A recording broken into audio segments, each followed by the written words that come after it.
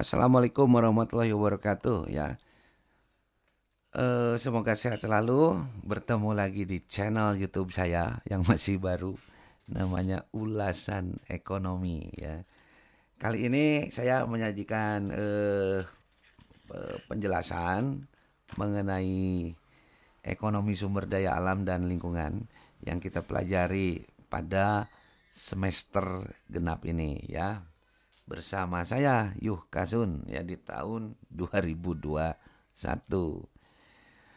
Nah, teman-teman, saya ditemani oleh seorang kakek tua yang ganteng ini ya, rambutnya putih, kumisnya putih. Dia mengatakan bahwa kelestarian lingkungan dan sumber daya alam itu menopang kelestarian hidup spesies manusia.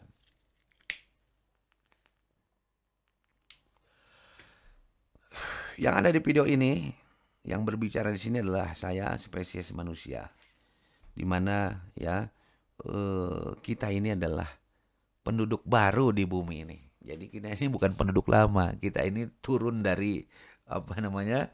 Turun dari surga ke bumi. Dari Nabi Adam, Nabi Hawa kemudian berkembang biak ya sampai ke generasi kita sekarang. Jadi kita ini adalah kita bisa disebut alien juga ya yang menempati bumi ini. Nah, kata kakekku tua ini, lingkungan dan sumber daya alam itu adalah sistem. Ya, sistem itu adalah unsur-unsur, elemen, komponen-komponen yang saling terkait satu sama lain.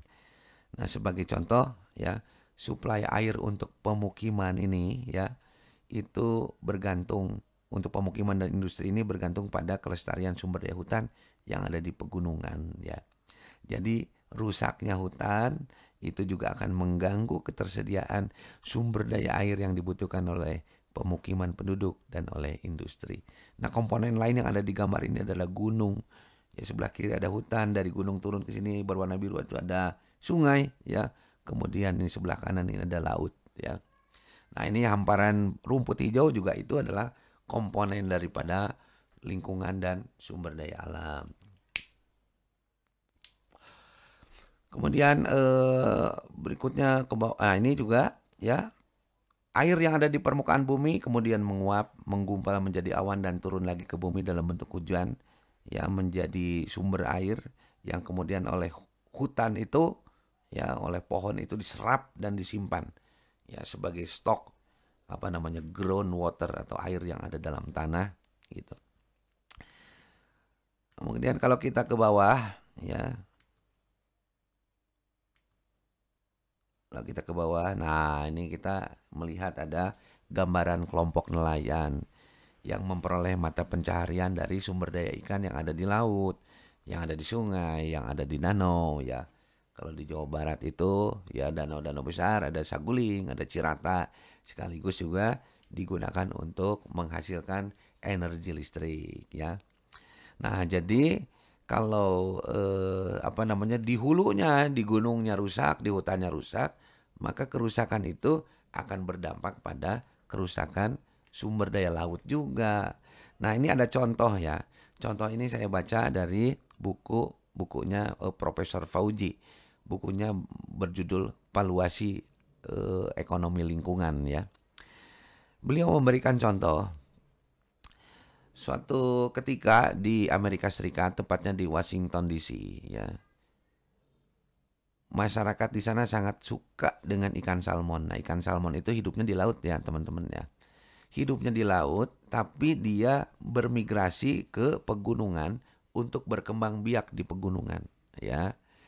Atau untuk melakukan perkawinan. Nah, perkawinan ikan itu dalam ekonomi perikanan itu disebut dengan pemijahan ya. Nah, ketika salmon itu melakukan pemijahan, dia melawan arus sungai. Ya, kebayang tuh dia loncat-loncat gitu.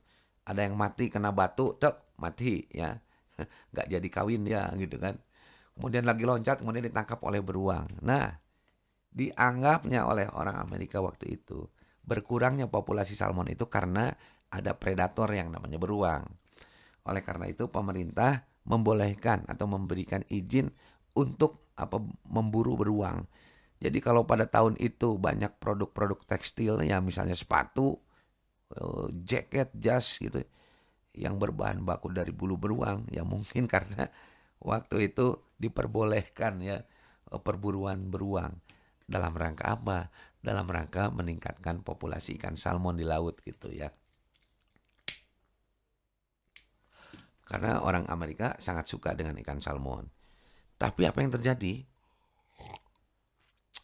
Bukannya populasi salmon bertambah, malah makin berkurang. Nah, inilah yang memicu penelitian kemudian berikutnya. Ada seorang ahli biologi, dia mempelajari perilaku beruang, kemudian dia mempelajari juga perilaku hutan, biologi hutan. Akhirnya menemukan satu informasi penting. Bahwa ya, berkurangnya populasi ikan salmon di laut itu karena ikan salmon kekurangan nutrisi. Nah, disinilah letaknya nih. Nutrisi itu disuplai oleh hutan. Kok bisa nutrisi disuplai oleh hutan? Dari mana sumbernya? Nutrisi itu bersumber dari bangkai ikan salmon. Sisa daripada yang dimakan oleh beruang. Jadi beruang itu hanya makan kepalanya saja tuh. Ya, tubuh salmonnya udah nggak dimakan. Tapi tubuhnya itu kemudian ya dibuang di hutan karena beruang tinggal di hutan. Tubuhnya itu terurai oleh mikroorganisme yang ada di tanah di hutan itu, kemudian masuk ke dalam tanah dan itu menjadi nutrisi. Kemudian ya teralirkan ke sungai nutrisi itu hingga sampai ke laut. Nah, jadi hutan itu menghasilkan nutrisi yang dibutuhkan oleh spesies ikan di laut. Jadi ketika tadi beruang itu diburu, maka predatornya berkurang, berarti tidak ada bangkai ikan salmon yang dapat diurai di hutan. Nah, disitulah maka pemerintah Washington punya program yang unik, yang aneh ya. Dia kumpulkan bangkai-bangkai mereka kumpulkan bangkai-bangkai ikan salmon, kemudian disebar melalui helikopter di atas hutan yang disebar itu. Supaya nanti bangkai ikan salmon itu terurai dan menghasilkan nutrisi yang dibutuhkan oleh perkembangbiakan ikan salmon di lautan. Jadi cerita tadi bukan cerita ya, ini memang kenyataan. Nanti saya share tulisannya ya. Jadi kesehatan hutan yang ada di pegunungan mempengaruhi kesehatan sumber daya laut. Nah, ini ini yang harus menjadi kegiatan berpikir kita ya untuk memahami ekonomi sumber daya alam dan lingkungan. Nah, kemudian makin intricate ya. Kehidupan itu makin intricate. Seiring dengan bertambahnya populasi manusia ya. Bertambahnya populasi manusia di muka bumi ini ya. Maka mereka ini akan mendesak ya terhadap lingkungan dan sumber daya. Bertambahnya penduduk itu akan membuka lahan hutan untuk pemukiman, bahkan akan membuka lahan hutan untuk kegiatan industri, pemerintahan dan seterusnya. Yaitu yang saya maksud dengan bertambahnya populasi manusia itu akan mendesak pada kelestarian lingkungan dan sumber daya alam. Bahkan bukan hanya itu saja, ya kegiatan ekonomi itu menghasilkan limbah. Limbah itu ada dalam bentuk cair masuk ke sungai, ya. Citarum kotor itu mengganggu pembangkit listrik di Raja Mandala itu Saguling ya. Itu berkaitan juga, saya pernah penelitian ke situ dengan mahasiswa tahun 2016 tuh. Kemudian ada limbah dalam bentuk udara, berarti mengotori mengotori oksigen ya. Kemudian ada limbah dalam bentuk padat. Bahkan pertanian juga yaitu menghasilkan limbah. Ya misalnya peternakan sapi, kotoran sapinya dibuang ke sungai, yaitu mengotori sungai juga. Sungai yang menjadi tidak sehat, nantinya di hulu, di lautnya juga menjadi tidak sehat. Nah, itu adalah persoalan yang coba saya ilustrasikan ya, sehingga untuk gimana sih mengatasi persoalan yang coba saya bikin rumit tadi gitu ya. Ntar saya buka slide-nya. Nah, kita akan memahami persoalan tadi itu melalui buku yang kita pakai sebagai buku utama, yaitu Environmental and Natural Resource Economic. Jadi mata kuliah ini ESDAL ya, itu menyajikan cara pandang dan alat logis atau kerangka pemikiran ekonomi untuk memahami bagaimana pemanfaatan dan kebijakan ekonomi sumber daya alam dan lingkungan, supaya harapan akhirnya adalah ya pencemaran itu masih bisa diasimilasi oleh kemampuan lingkungan dan sumber daya, masih bisa diredam oleh kemampuan alam semesta ini, kan gitu ya. Supaya pertumbuhan populasi manusia itu masih memberikan support, masih memberikan dukungan untuk kelestarian generasi manusia berikutnya. Nah, jadi kita tidak berpikir pemenuhan kebutuhan manusia yang hidup sekarang di ekonomi sumber daya alam itu. Tapi perspektif kita bagaimana kita menyisakan wealth, bagaimana kita menyisakan kesejahteraan, secara operasional bagaimana kita memelihara lingkungan dan sumber daya alam supaya generasi kita ke depan, anak dan cucu kita itu masih bisa survive, kan begitu. Nah, itulah tugas manusia di muka bumi ini, ya, mempertahankan keturunan supaya mereka bisa survive. Nah, buku ini ya sebagai overview itu ada beberapa materi yang akan kita gali dari buku ini. Yang pertama adalah pendekatan ekonomi dalam masalah sumber daya alam lingkungan. Itu minggu depan akan saya sajikan materinya. Kemudian analisis biaya manfaat dampak lingkungan. Nah, ini praktiknya misalnya di pemerintahan itu ada AMDAL ya, analisis mengenai dampak lingkungan. Jadi jika ada satu investor mau bikin pabrik, mau bikin unit usaha, itu diukur dulu tuh biaya dan manfaatnya untuk lingkungan gimana. Kalau kerusakannya tinggi untuk lingkungan, yaitu reject, kan begitu. Nah, untuk mensupport analisis biaya manfaat ini kita disupport oleh teori mengenai valuasi lingkungan. Jadi di sini di valuasi lingkungan itu kita bisa mengukur tuh kandungan oksigen yang ada di sumber daya hutan itu kalau dirupiahkan berapa. Nilai sumber daya laut itu kalau dirupiahkan berapa. Nilai sumber daya air itu kalau dirupiahkan berapa. Itu akan kita pelajari dari valuasi lingkungan. Kemudian ada efisiensi dinamis dan pembangunan berkelanjutan.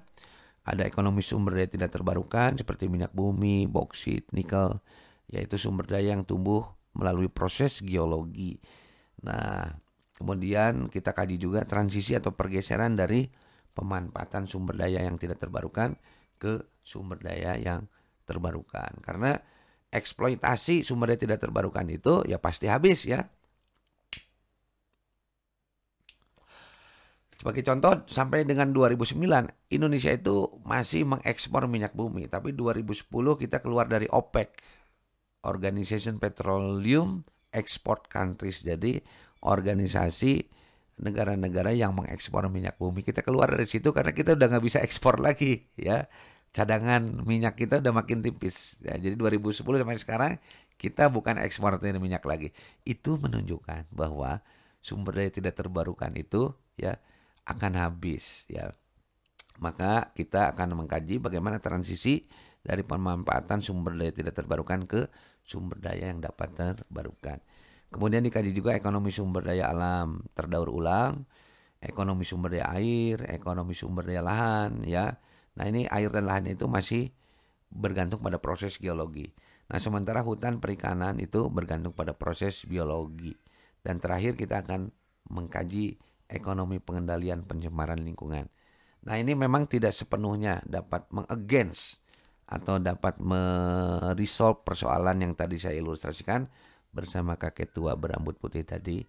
Tapi minimal ya dari ilmu-ilmu yang berkembang, ya ilmu sosial, ilmu eksak, ilmu ekonomi punya peranan yang seperti itu di dalam mencapai tujuan kelestarian sumber daya alam dan lingkungan, ya, untuk menopang kelestarian hidup spesies manusia. Oke, itu materi pertama untuk mengawali aktivitas berpikir kita.